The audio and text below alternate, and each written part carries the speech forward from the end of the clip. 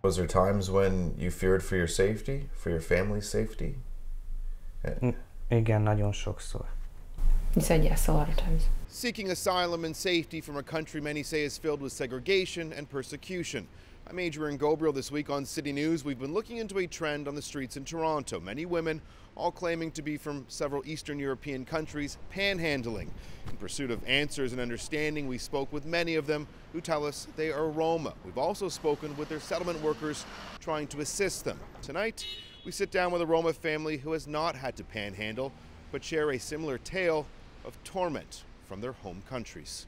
When he was 3 or 5 years old, they had received a call that racist people were going to come where all of the Roma families were living. You're concerned if you are sent back home that you could face punishment for speaking to us today. They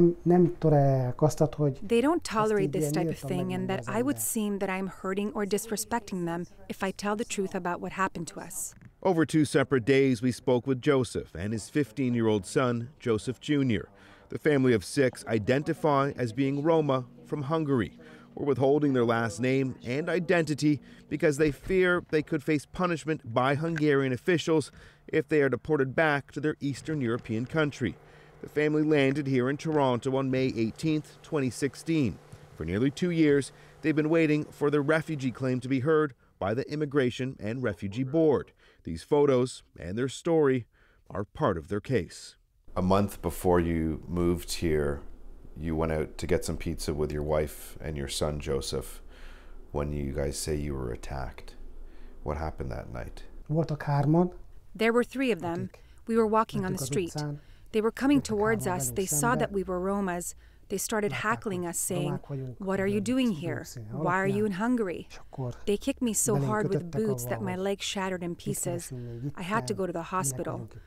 My wife was punched in the face and got a black eye. And my son was hit so hard, his forehead was injured. Is that the moment you knew you needed to move to Canada? This was the tip of the iceberg.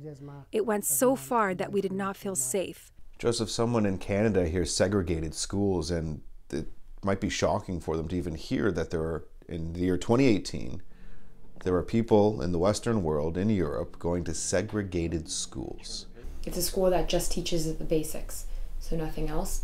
2 évig jártam egy szegregált When he went to a segregated school for 2 years, they didn't teach a lot of the curriculum that other Hungarian schools had, so they didn't teach gym and health as well as like foreign languages. Since 2011, it has been illegal in Hungary to be homeless. Joseph, his wife, and 4 children say they lived in a government-issued 1-room apartment with no running water inside. But according to many Roma, as well as lawyers working with them here, that same government is closing housing filled with Roma, forcing them onto the streets, where they're being targeted by white supremacists and or arrested by police. If you can't prove that you have housing, then you can lose your children. For both his father and his mother and himself, they all have a psychological and emotional trauma, and that he sees a doctor, and that he may one day need to take medication for his depression. How many show up in your office battling with mental trauma, mental illness from what they say that they have had to face back home? Every one of them has some mental trauma. Jeffrey Goldman is the immigration lawyer for the family we've spoken to. He believes the length of time many have to wait to have their claims finally heard furthers the mental toll. We go to church every week and pray.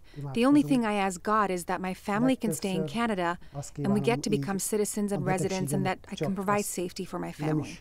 The Immigration and Refugee Board declined to comment on the family's hearing status.